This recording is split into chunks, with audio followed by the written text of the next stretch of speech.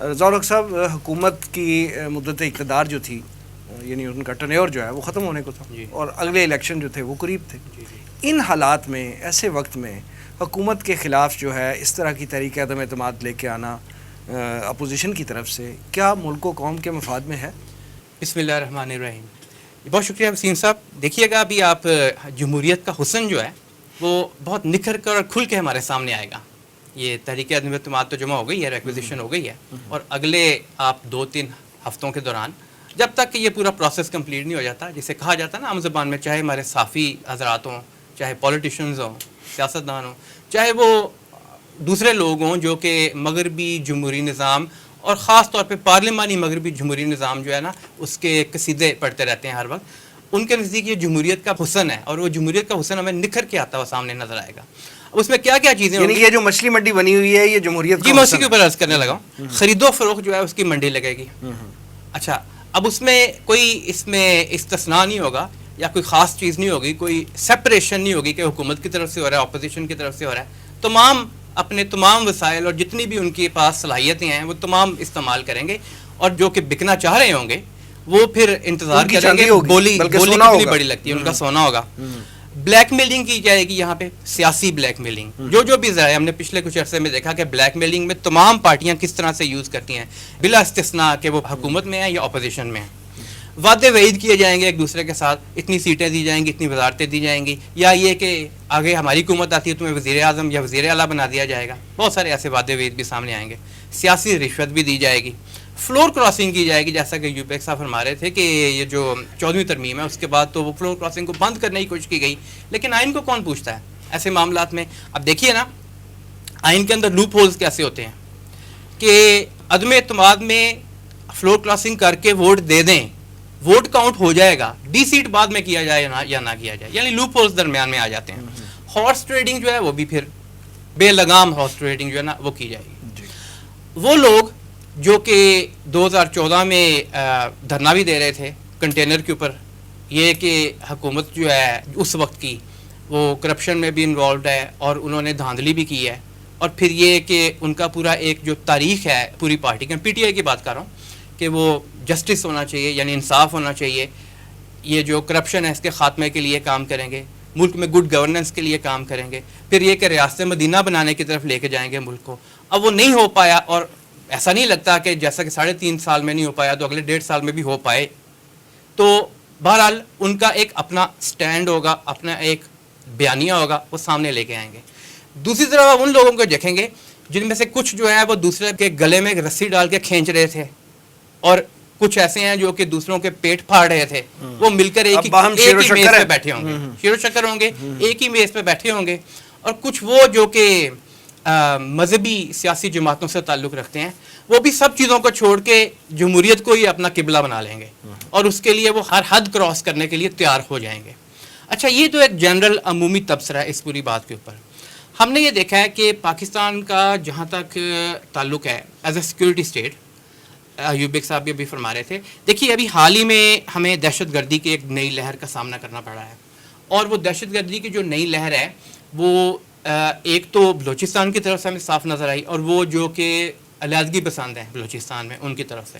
دوسرا وہ جو افغان بارڈر کی طرف سے بھی ہمیں ابھی بہرحال دہشت گردی کے خطرات کا سامنا ہے. اس کی ایک وجہ یہ بھی ہے کہ افغان طالبان کی مکمل control as a ruling power Afghanistan میں موجود نہیں ہے. اس بات کو ہمیں ادراک بھی ہونا چاہیے، اور شاید اسی لیے پاکستان مارجن بھی دیتا ہے ہم کو، کہ وہ ایسا نہیں ہے کہ روکنے کی کوشش نہیں کرتے، لیکن مکمل کنٹرول ان کو نہیں ہے ان کے پاس، کیونکہ اسٹینڈنگ آرمی اور بہت ٹرینڈ فورسز موجود نہیں ہیں. تو بہرحال وہاں سے بھی دہشت گردی، اور حال ہی میں ہم نے دیکھا کہ یہ جو پشاور میں حالیہ جو دہشت گردی کا حملہ ہوا نماز جمعہ کے دوران، تقریباً 62 کے قریب افراد شہید ہوئے اور سینکڑوں زخمی ہو گئے.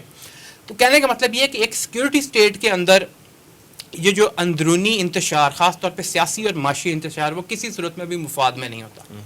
ہم یہ بھی دیکھیں گے کہ وہ چھوٹی چھوٹی پارٹیاں جو کہ زندہ ہی اس پرٹیکولر خاص عزم کے تحت رہتی ہیں، کہ ان کو معلوم ہوتا ہے کہ جو بھی حکومت بنے گی اس میں ہماری ضرورت پڑے گی، اور جب ان کی ضرورت پڑے گی تو وہ پھر اپنی بحثیت مجموعی بھی اور انڈیویجولی بھی سروسز دینے کے لیے تیار ہوتے ہیں. ٹھیک ہے رضا الحق صاحب، میں تو یہ پوچھنا چاہ رہا تھا نا کہ اس پوائنٹ آف ٹائم پہ، جب بڑا تھوڑا ٹائم رہ گیا ہے یہ ٹینیور پورا ہونے میں، اس دوران یہ تحریک آ جانا کیا یہ کیوس کریٹ نہیں کر دے گا؟ جی میں وہی عرض کر رہا ہوں، بہتری کی صورت نظر آ رہی ہے؟ دیکھیے ایک تو دہشت گردی کا معاملہ ہے، جی، دوسرا یہ کہ پولیٹیکلی ہم ابھی اتنے سٹیبل ہوئے ہی نہیں ہیں فرام ڈے ون.